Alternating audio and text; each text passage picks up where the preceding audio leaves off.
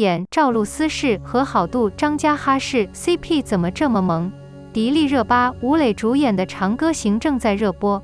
这部剧中有很多对 CP， 草原笋热血少女李长歌、冷血杀手好度和软萌哭包李乐言，谦虚绅士魏书玉和软萌哭包李乐言。可是，在很多人眼里，豪都和李乐言是一样的，更适合 CP。那么，为什么男二和女二的关系会这么讨人喜欢呢？3个细节揭示真相。豪都的霸气，从好度上台的那一刻起，他就给人一种杀气腾腾、冷血无情的感觉。当然，在其他人心目中，浩都是一个可怕的存在，尤其是手下犯错后，浩都从不手软。可就是这样一个冷血的浩都，被软软可爱的小公主李乐言收服了。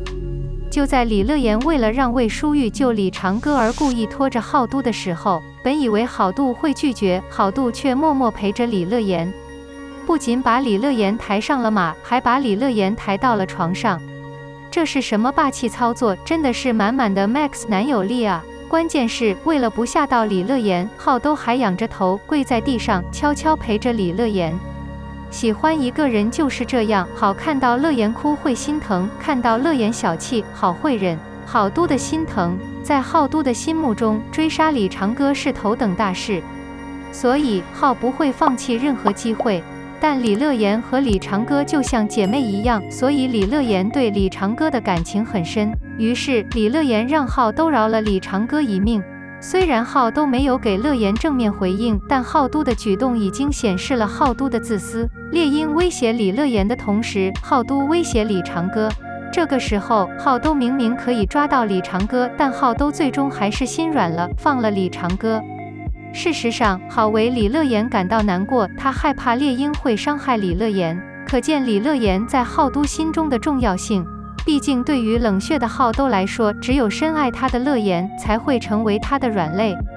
从此，浩都不再孤单，因为李乐言在他心里。好都的担心，李乐言失落的时候，好很着急，但是好是一个不爱表达的人，所以他把所有的小情绪都藏在了心里。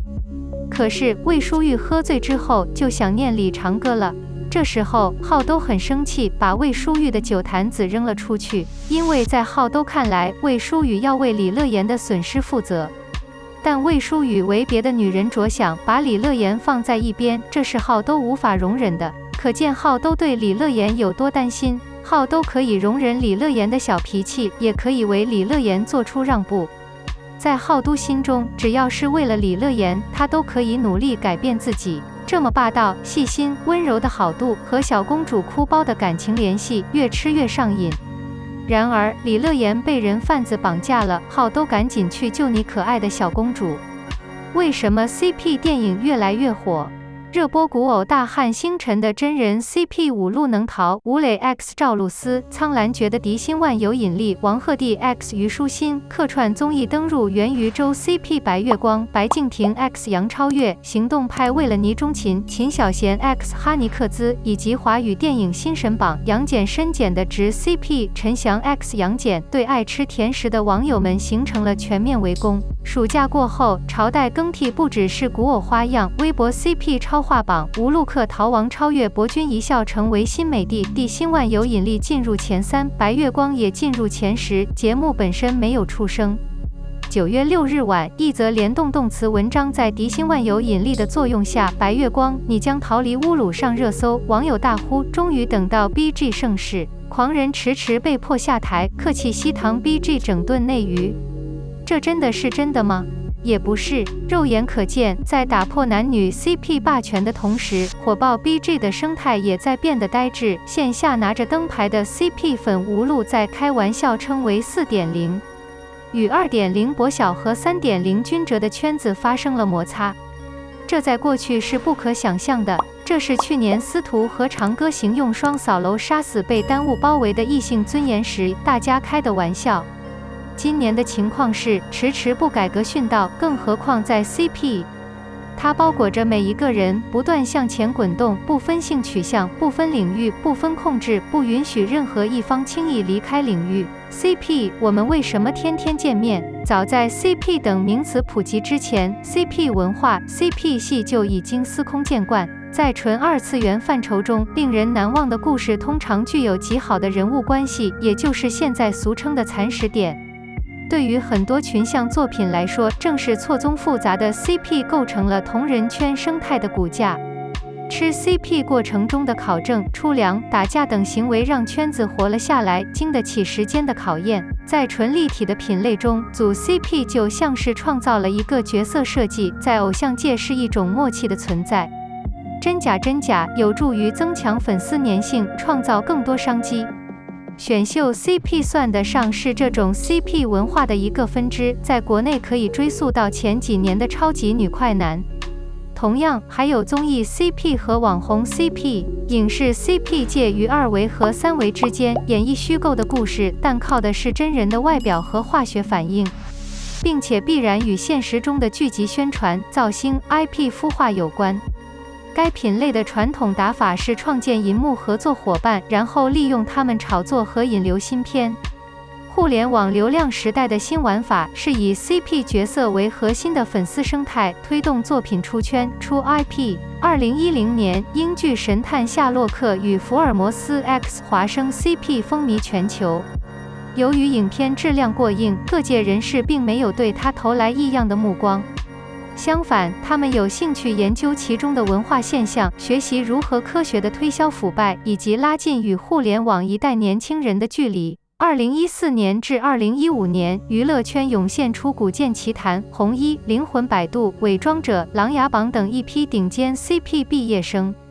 一些主演已经登上了风口浪尖，改写了流量格局，而其背后的腐败文化也进一步引人关注。也是从2014年开始，贵圈开始尝试将耽美网络文化转变成影视，挖金烂女团。在草根团队度过的这段时间里，故事片的质量和数量远远不能满足观众的胃口。花絮、直播、面会等屏下业务已成标配，现实 CP 接棒，扛起奇幻，保持人气。一键点击，普通的剧迷观众很有可能会转化为愿意付费、愿意贡献的粉丝。2018年，魂魄基本保留了剧外的重磅业务，并且由于制作规范的提升和改编的去美化，能够拉近更多的平台、媒体、品牌等环节，并一起赚钱。CP 从此被重绘为财富密码。一方面，2019年的《陈情令》验证了这套工艺产业化和复制的可能性。另一方面，与同期主演的明星甜宠剧《亲爱的宠儿》一起，将 CP 文化全面推向大众，顶成了那个暑假的流行语。当大家都在抽 CP、到处卖 CP 的时候，内卷就开始了。BG 需要像延迟变更一样繁重的运作，在琉璃播出之前，几乎没人看好。直播会上的吻戏是暴力爆发，司藤开播时，山河岭依旧火爆，靠景甜、张彬彬大方的糖果，同时扫楼赢得翻盘。你是我的荣耀则违背了人们对顶级合作的认知。杨洋和热巴七夕一起前往迪士尼，为剧集提供强大的输血，直到今夏的苍兰诀地心引力几乎到了关追食堂的地步。啃 BGCP 追剧的新习惯已经在剧迷中全面普及。虽然 BL 不能把隐藏的爱说得淋漓尽致，但随着观众门槛的不断提高，也在寻求新的刺激点。一些曾经处于小众边缘的恋物癖变得流行起来，频繁出现在 CP 的口中。山河令普及了男艺人称妻的泥塑。新神榜杨戬的站街文学含量很高，可惜不像当年的欧兵。CP 也让票房起死回生。喝什么不重要，重要的是坚持喝。毋庸置疑，延时剧对 CP 产业链的建设起到了很大的作用。这一年，无论是猎罪指南的火爆，还是古傀儡盛夏的盛世，似乎都意味着一件事：源头和定位不再那么重要，只要产业链能延续下去来操作，是个不错的 CP。上游需要引起注意。首先，在 CP 状态下，观众会更关心角色的命运和剧情的发展，更有可能为了挑糖而仔细研究正片，为超值买单积分和售后。对于长视频平台，这有助于将观众从短视频中吸引回来。其次，偶像剧发展至今，内容同质化是一个无法回避的问题。真正的 CP 不仅能贡献热搜 KPI， 还能助力巨变。乌鲁坎大逃亡和地心引力，一个强调澎湃的暗流，一个强调天真和热情，莫名契合两部剧各自的调性，更有宝格丽活动等有趣的事件和直播吵架。围观者，同一时期，沉香如碎屑缺少这一层。虽然播出数据还不错，但没能在夏季留下更强的存在感。对于艺术家来说也是如此。有了 CP， 就有了更多的故事和记忆点。不仅是当事人，剧中戏外刚刚满足 CP 粉期待的其他人，也有可能获得红利。比如《璀璨星河》的导演费振翔，在剧中辅佐男女主，并在戏外积极与网友互动的鲍建锋，以及剧后迅速安抚粉丝的剧老板王奕旭。苍兰诀直播中游需要流量密码。在宏观层面，文字和短视频平台都要求用户贡献内容，或者至少保持活跃。明星通过直播、文字互动等方式宣传自己的生意 ，CP 粉的讨论和颗粒生产行为，或者 CP 粉和明星粉之间的冲突、摩擦、控制和评价，都满足了这个需求。微观层面，自媒体、大 V、营销号、代购、职业粉丝，甚至普通 UP 主都可能加入到流量带动的热剧 CP 嘉年华中，为他们推波助澜。但这也意味着 CP 内容制作精简，词句高度相似，售后天花板，不结婚真的很难收场，小夫妻的把戏，整船员们在啃。更重要的是 ，CP 下游需求依然高企 ，CP 消费从小众文化转变为大众消费。一方面，像网文、甜宠剧、爱情剧一样，丰富了年轻人吃糖的选择，在很多方面都超越了包装好的剧集。它具有实时变化的新鲜感，自扫糖果的互动性，不受时间框架干扰的糖果收藏的高度集中，以及路透社、花絮、直播等粗糙素材营造的真实幻觉广播和水到牙。另一方面，在今天 ，CP 的社会价值不亚于其内容价值。早年注重圈地和自我推销，在论坛等封闭社区生产实物。如今，上游和中游基本保证了相关信息到处传播，下游自然不再有隐瞒和克制的意识。啃 CP 可以追人气，刷到就啜一口，还可以深度求真，随处使用俚语、查密码，过滤兴趣、观念相近的网友互动。或者完全投身于集体，进行日常维护、签到、控评、做数据、氪金、扩大版图，必要时组团出击，在对抗中不断强化集体认同感，与对手交手，收获只是凭证一种难以言喻的满足感和成就感。BG 会不会走延缓变革的老路？过度 CP 营销的负面影响已经成为一个普遍的话题。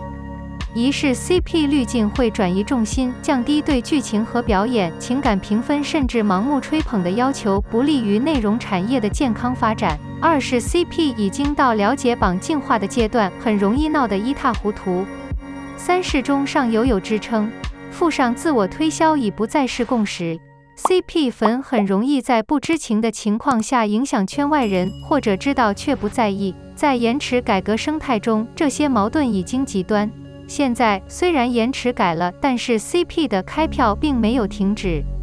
追随拖沓期的心态和消费习惯，年轻人对 BGCP 的情感投入和实战投入越来越重，对演员的戏外业务的要求也越来越细，越来越高。倒退的情况时有发生，不愿在微博上做生意的窦骁被称为女婿，吴磊新剧只是爱情放出七夕资料及与另一位小花的恋情传闻，引发无路能逃 CP 粉的不满。王鹤棣在圈外女友的情况下，依然在花絮或综艺节目中与虞书欣甜蜜互动，被指诈骗。原因在于，渴求 CP 是一种由客观物质发起，但主要在主观世界中进行的活动。早期大多是迷妹围绕客观现实进行主观想象，知道这是自己的 YY。然而，当上中游出于商业和流量的考虑，越来越明晰的定价幻想，养活下游胃口时，蚕食 CP 的心态逐渐变成了客观合作和主观的要求。这是非常危险的。在这个新生态中，艺人的定位与虚拟偶像的中间人林娜贝尔的内胆无异。但即便是偶像也很难一直服务于幻想，而演员的工作性质要求他不断扮演新角色。与此同时，主观性正在失控。即便主不再互动，粉丝也可以通过拾取同款、数字巧合、塔罗占卜等方式自行制作糖果，保持圈子活力。张翰和郑爽有一道家喻户晓的牛肉面梗。禹州 CP 粉坚持到许魏洲结婚，君夜生了孩子，才不耽误新人入坑。这样一来，客观和主观的诉求注定有朝一日会错位甚至矛盾。延迟时代，延迟剧的出品率低，演员不会多次出海，现实中出现其他同性伴侣的概率极小。BG 不一样，偶像剧的出品率很高，演员跟剧换搭档也很正常。异性恋也是主流的性取向，发生和暴露的概率要大得多。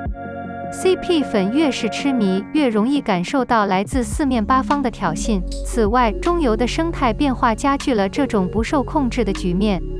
一方面，短视频本身是高度碎片化的，经过剪辑、配音、片头方处理后，它们比长视频更容易偏离现实。另一方面，这些创作者中有不少是在积极追热点，而不是上游花钱。既然只有流量是一张图，自然不会顾及任何一方的心情和利益，更容易导致上下游矛盾激化。总而言之，这是炒 CP 星号的时代，那么拆 CP 呢？暑假结束，赵露思的不能偷偷摸摸登上路透社的热搜，虞书欣的新剧《两个人的小森林》也开始升温。这两对热门 CP 会持续多久，又会如何收场？或许我们很快就会得到答案。到时候大家一定能够为 BG CP 的进化总结出一堆规则和心态。